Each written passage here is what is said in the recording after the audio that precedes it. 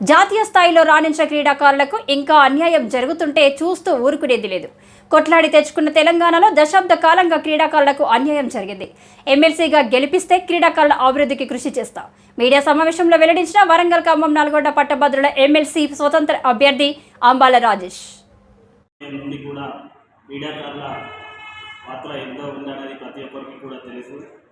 కొట్లాడి తెచ్చుకున్న తెలంగాణలో గత 10 సంవత్సరాలుగా క్రీడాకారులకు అన్యాయమే జరిగిన విషయం అందరూ కూడా గమనిస్తున్నారు.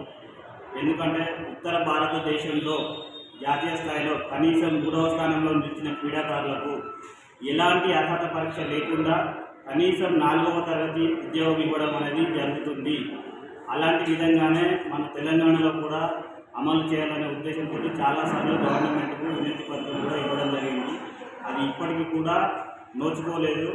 ఇలాంటి సందర్భంలోనే క్రీడాకారులు ఇంకా ఎన్ని సంవత్సరాలు అన్యాయానికి గురికావాలనే ఉద్దేశంతో ఫిజికల్ ఎడ్యుకేషన్ ప్రొటెక్షన్ ఫోరం వ్యవస్థాపకునిగా ఈ యొక్క పట్టభద్రుల ఎమ్మెల్సీలలో నేను క్రీడాకారుల పక్షాన అందరి పక్షాన కూడా స్వతంత్ర అభ్యర్థిగా నామినేషన్ వేయడం జరిగింది.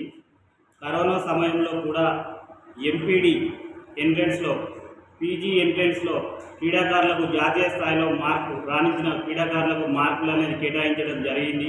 2019 వరకు కూడా కరోనా అనే సాకుతోటి క్రీడాకారులకు గత 3 సంవత్సరాలుగా అన్యాయం చేస్తున్నారు.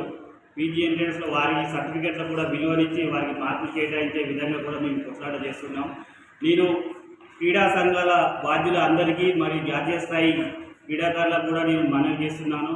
మీరు అత్యధిక ఓట్లతో నన్ను గెలిపిస్తే నిరంతరం కూడా క్రీడాకారుల పక్షాన మీ అందరి పక్షాన కూడా ఎల్లవేళలా నేను కృషి చేస్తానని కూడా నేను తెలియజేస్తున్నాను.